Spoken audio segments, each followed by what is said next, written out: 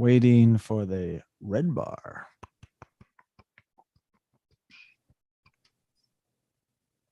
Oh. We should be live. It's taking just a second, Sal. Can you see and hear me? I can see you, but can you see me? Because I'm wearing camouflage. I don't know if you can see me. No, I just see a head. Okay. And some arms. Sure. Yeah, you look good. I like that shirt. Thank you. I do like this shirt. I'm not a big camouflage guy, but I do like this shirt. Yeah, that's a good looking camouflage color pattern. Thank you. All right, my friend, if you can hear me, we are good to go. And let's jump in. I'm all set. Welcome to Just Curious Media. This is That's a Crime. I'm Jason Connell. And I'm Sal Rodriguez. All right, Sal, we are back for another crime. Yeah, and this is a fun one, I think, anyway. I mean, you can ask our subject here if he thinks it's a fun one, but for us, it's a fun one. Yeah, light. I know that sometimes you're like, hey, just putting in my ear. How about a light one, Jace? Yeah, These have been kind of heavy. Yeah. And this one was not just light, it was pop culture. It's a few years old, but I just came across it. I thought it was funny, and I know we have a lot of talking points. Yeah. And, I think we are in the era of nostalgia, and I think this can make a lot of us very nostalgic. Absolutely. And today we are breaking down the true crime story of the man arrested for overdue VHS rental of Freddy Got Fingered in 2016. The movie is what makes it even better, right? The movie title nails it. Yeah. I don't know if you've seen this movie, Sal. I rented it a long time. I did rent it. I had a VHS copy of this at one point in time. But are you familiar with this film? Jason, not only have I not seen this movie, but I actually thought it was sort of like maybe a mafia or crime, because I thought it was a courtroom thing. Yeah, that's what I thought. I had no clue what this movie was about. Oh, that's funny. Well, we're going to jump into it. But before we do, Sal, a word from our sponsor. Yes. Support for That's a Crime is brought to you by Manscaped, who is the best in men's below the waist grooming and offers precision engineered tools for your family jewels. Join over 4 million men worldwide who trust Manscaped. And with this exclusive offer, you'll get 20% off and free worldwide shipping with the code That's a Crime at manscaped.com. All right, perfect. Now back to business. So you're not familiar. You weren't familiar. You learned about it today when you read the notes. Just today, literally moments before you and I are recording. Oh my gosh, that's too funny. Well, I was familiar. At the time, I really enjoyed Tom Green and his pranks on MTV. Yes. He was really funny. He wouldn't break. He never broke character. Mm-hmm. One time I saw him grab like a jam box radio and went out and disturbed like a youth soccer game. He went out there with like, he had that on his shoulder, and he ran out there and he started kicking the ball, and parents were literally going to kill him. MTV's filming, and he never would break. He never laughed. Like he's wired differently. I never saw him break. Some people just crack up at the pranks that they're doing, but never with this guy. And he was the predecessor to like Jackass and all these types of shows. He really was. Love him or hate him, he had his place, had his moment, but this was a big movie for him. And at the time, I know that he was either married to, which I believe he was, to Drew Barrymore. And he popped up in Charlie's Angels, bit part, like playing her love interest. And she has a bit role in this movie as well. Nice. So a lot of things there. It also has, Rip Torn, who I always loved, rest in peace. But so that's a little backstory of what even put this on my radar. I rented it. It's not great. No doubt about that. It's not a great movie, but there's a few memorable parts. But that is what makes this episode even funnier, because the movie's kind of meh. Not well regarded, I should say. Jason, it's not only a matter of whether or not somebody appreciates the movie, I guess, cinematically or comedically, but the subject matter alone. I mean, I read the synopsis and I was saying, wow, I had no idea what this movie was about. And we are going to get into the synopsis. We'll share that as well. But to stay on point with the crime that leading up to this movie, now we give the movie a little backstory. Yes. Here's more about the crime. Mm-hmm. So on March 22nd, 2016, single father James Myers Jr. of Concord, North Carolina, was pulled over for a busted taillight. Don't you hate that, Sal? Busted taillight. Sure. The old busted taillight. The old busted taillight. When the police ran his license plate, he realized there was a warrant out for Myers' arrest.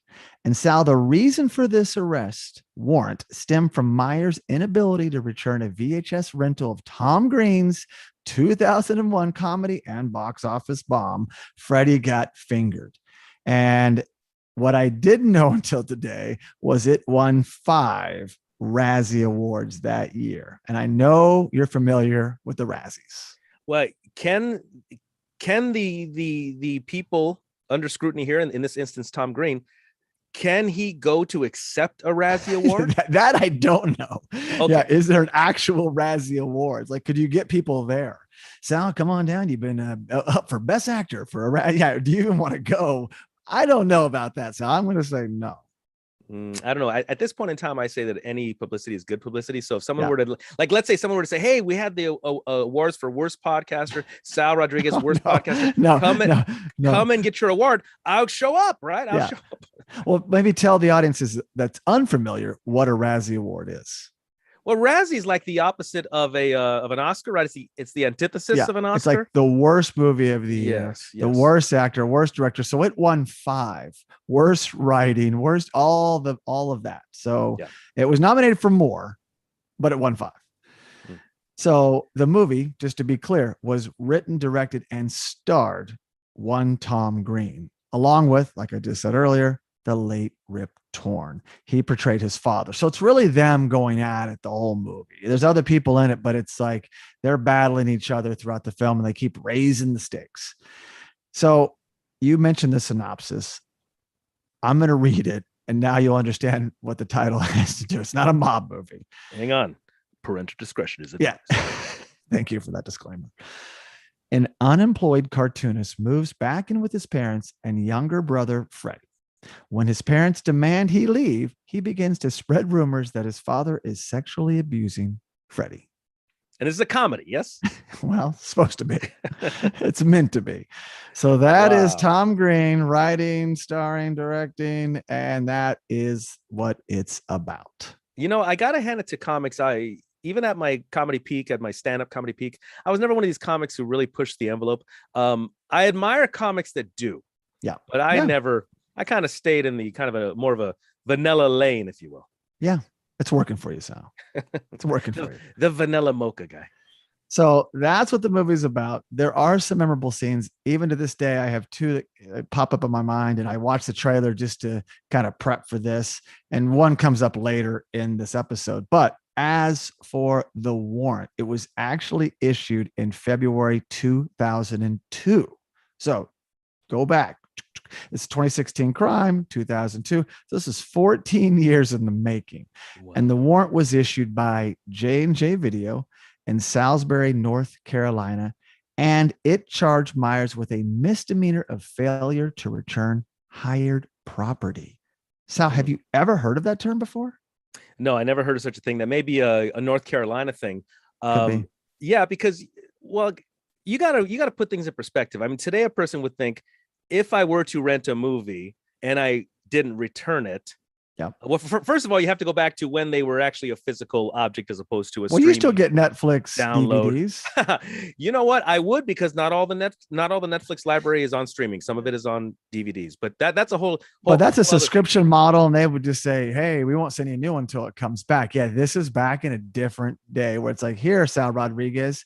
Here's that VHS." I totally get, and I worked at Blockbuster. We can get into this. I know you have a story as well, but this isn't Blockbuster, but it's Blockbuster adjacent. It's renting VHS tapes. Yeah, it was the Blockbuster era. No, what happened with me was I rented a movie and then returned the movie. So I thought, but then I got a call from Blockbuster. They go, "Hey, Mr. Rodriguez, did you return?" I forgot whatever movie it was. "Did you return the movie?" I go, Yeah, it's there. Look for it. Oh, another week or 2 go by. "Mr. Rodriguez, we don't have the movie. Did you return it?" I said, Mean Girls. Was it Mean Girls? Mean Girls 2. I started to get annoyed, right? I was like, "Listen, you guys, get your shit together." All right. And then they said to me, "Have you checked under the seat of your car?" And I was like, "What kind of idiot you take me for? I'm going to be driving around with a movie." I'll be damned. There we go. So it was there? It was there. The movie was under the seat of my car, just like they said. That is creepy. And at this point, it had been like 8 weeks. And wow. I remember I had to pay a fine of like $43. Are you kidding? You could have just bought the movie. I had to pay a fine to Blockbuster. It literally was like 8 gosh. weeks, and they charged me. I mean, I suppose I could have tried to grovel my way out of it, but no, I paid the money. And then, yeah, that's what happened with me. So who knows? If they never would have said, would you look under your seat? I probably never would have looked. You'd still be driving around with the. I would be this guy. I would be arrested today. Yeah, you'd be him. Like, I don't have beaches. I do. I'm sorry. Here, cuff me. Yeah, that's really funny. When I worked there, I never had someone I was chasing down. More often than not, they would come in with the VHS not rewound. They weren't kind. They didn't rewind, but I just throw it in the fast rewind machine. But some of my fondest memories in working there, when, like, say you would come in and we had like a rapport, and because I'm such a film geek, and he'd be like, well, I'm looking for something for my girlfriend and me. And then I would literally point out like 2 or 3 amazing options, and usually start with my number one recommendation. And how often, I can tell you, more often than not, they'd come back and say, thank you. You nailed it. And that felt great. Like, just knowing what they're looking for, because they're not as familiar with all the movies that I am. And so that was, or talk someone out of a bad movie. Like someone had Last Action Hero. It's like, you can get that. You're not going to like it. Get a backup and let me show you what to have. So I would always try to help my customers. Jason, are you forgetting I was an extra in Last Action Hero? I know you were. Get it for Sal Rodriguez's scenes and then watch this other movie. Okay. No, but you know what? That is a skill. That's a lost art. Now that we don't have video stores anymore, you were like a movie sommelier. Is that the word, sommelier? Yeah. So, I was like a curator. Yeah. And go figure, I would start film festivals years later. Right. They didn't know who they were dealing with. So back to this guy, Myers. I love it. So who knows? What we don't know is what was going on. Was he disputing it? Was he like you, assumed he returned it? Yeah. We don't know that. Or was he like, no, that's my pride and joy. That's my copy of Freddy Got Fingered. And we also don't know if he loved the movie or not, because sometimes you rent things to figure it out. Yeah, exactly. I'd love to know his rating. He doesn't get into that. This is so long ago. And who has VHS anymore anyway? It's not like he's probably still watching it. But it's shocking that there's a 2002 warrant. Like it got so bad they did a warrant. J&J Video couldn't just call him like you were doing, or even, pop by. I know that's like crossing a line. Like, what's J&J Video doing here? But it's better than doing a warrant on somebody. I mean, come on. Well, I don't know how it works over there, but the way it works, at least in Los Angeles County and city, is the police issue the warrant, or actually, I think officially the district attorney issues the warrant. The police serve the warrant, right. But it's not like a private party or business can serve issue a warrant. They just like provide the information. Yeah, they probably sent it to the police, and the police probably did do it, or maybe it was such a low profile. It's like, when we pull this guy over. Yeah, I don't think they went to the house. The cops weren't looking for him. It's low on the list. No, but you know what that means? I think it's entirely possible. It says here, it uses the word magistrate. Magistrate, which is like a judge, right? Yeah. Signed. Yeah. All right, get that kid. Freddy Got Fingered. Why is he watching Freddy Got Fingered? I'm gonna get that guy. That's hilarious. It just came to mind. Back to Blockbuster. Before I worked there, I was, let's put me in high school. I didn't work there. Then I had other jobs. And I was really into the game Tech Mobile for my Nintendo. Love Tech Mobile. Before I owned Tech Mobile, we would rent it because Blockbuster started renting games. And I had it, and it was overdue. Not quite 8 weeks, but several weeks late, right? Yeah. Several weeks late. And they even called and left a message like, hey, you're going to return that Tech Mobile? I was like, I got to do that. I know I'm going to pay a little bit of a fee. I understand. And one time there was a knock on the door. I went through the peephole, and there was someone there with like a blue, like a shirt on, like a Blockbuster type shirt. And I thought they sent somebody. I was convinced. How high were you? No, I was convinced. And it turned out it was a guy just doing door-to-door sales or something. That's hilarious. But I quickly booked it down to Blockbuster. They sent the goons. Yeah, they did. They said, we got to get that Tech Mobile back in. So anyway. It was pretty funny. And you know what's scary at the time? Sure. So now, according to the Concord Police Department, warrants in the state, as you were talking about, must be carried out if they're active, because this is like 2016. So as in Myers's case, it can only be disposed of in court. So, Sal, I can only imagine the disbelief of the arresting officer, what he must have been going through when they shot him the warrant details, like, come again for a VHS tape in 2002. But here he is. His hands are tied, literally. He's got to follow through on this.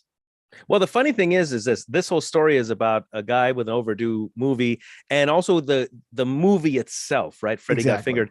But I think that we've heard similar stories of the people who had library books for like 50 years. That was on Seinfeld episode for sure. Yes. Do we remember the names of the books that were overdue? Oh no, it was just an episode where the guy went around collecting money from Jerry because he had an overdue library book, and like that was his job. And that guy actually just passed away recently, rest in peace.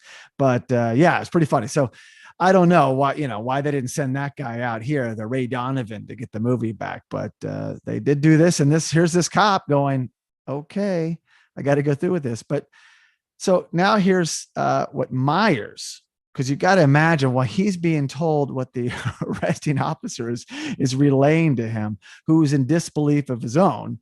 And he shared this he shared what I'm about to say, the statement with local news outlets, news stations. He says, I quote, "I thought he was joking," and adding that he felt surprised when the arrest was carried out. "For the first time, I got put in handcuffs. They're not focusing on the crimes I think they should be focusing on." And as for J&J Video, they had closed in the years since he rented Freddy Got Fingered, and he could barely recall renting the film in the first place. So that sheds some light on more of what was going on. I would think at this point, Myers should at least get a T-shirt, like totally, like a commemorative Freddy Got Fingered T-shirt to commemorate, because he's gone at this point meta and viral. Yeah. Absolutely. Over an overdue movie, but in particularly an overdue Freddy Got Fingered movie. Yeah, you're right. And this thing did go viral, but for whatever reason, it just popped up on my crime list this week. So I was like, is this recent? Well, it's not that old, but it is 2016. But when this thing happened, it did go viral. And we're getting to what that led to next. But before that, why don't you take what the Concord police said in a statement of their own? "The warrant, which is signed by a magistrate, directs law enforcement officials to arrest a person and take them before a judicial official without unnecessary delay to answer to the charges. In lieu of arresting Myers on the scene of the traffic stop, the officer allowed Myers to arrange a time to come to the Concord Police Department to be served with the arrest warrant. Officers are required by policy to handcuff anyone in custody prior to entering the secured area inside of the magistrate's office." Okay, so that sheds some light on things too. So although the arresting officer could have arrested him, put him in handcuffs, they basically said, "Hey, you've got to show up, come to this date." Okay, I agree, officer, I agree. But upon getting there, Sal, cuffed him. Yeah, so that's how it went down. It's like a formality. Yeah. So it sounds better than throwing him against the squad car and tasing him. Tasing him. He's got his child in the car. It's like, what happened? He's got an overdue movie. So that at least softens it some, but still, what a pain in the butt for something he can't even recall. And like you, Sal, you were convinced you had returned the movie. Right? Well, yeah. When I look back on that memory, I think the thing I think is silliest was how certain I was that, exactly. And how dare you? How dare you, sir? Check under the seat up. Oh, that's so funny. Well, now, Sal, you're probably wondering if Tom Green got word of this. And the answer is yes, he did indeed. And he tweeted the following: "I just saw this and I'm struggling to believe it is real." Same with me, and I'm sure you. And then Tom Green, who was on a stand-up comedy tour in Australia at the time, back in 2016, said that he was happy to support fans of his film, those few fans who stood by and embraced the film, which was the subject of terrible reviews and currently has an 11% tomato meter rating on Rotten Tomatoes. So the movie, it wasn't just like I'm wrapped up in the subject matter and the synopsis, but the movie just wasn't funny. Is that the deal? It just missed. It missed on lots of levels. A couple funny moments here and there, but people wanted to laugh. They wanted to like Tom Green because he was coming off MTV and this is his first bigger role. He was a funny character, quirky, and then it was just, it just wasn't what people wanted it to be. And yes, the subject matter probably turned off all of those other people who weren't even a fan of his. Like, what is this? So there you have it. There's that. Now, as for James Myers Jr., you'll be pleased to know, Sal, that the charges were indeed dropped. Nice. And he shared the following. Tom Green calls me from Australia at 1:30 a.m. to personally apologize for what happened. When I answered the phone, he said, "Daddy, would you like some sausage?" Which is in the movie. And it's like one of the funniest scenes. It is the funniest scene in the movie.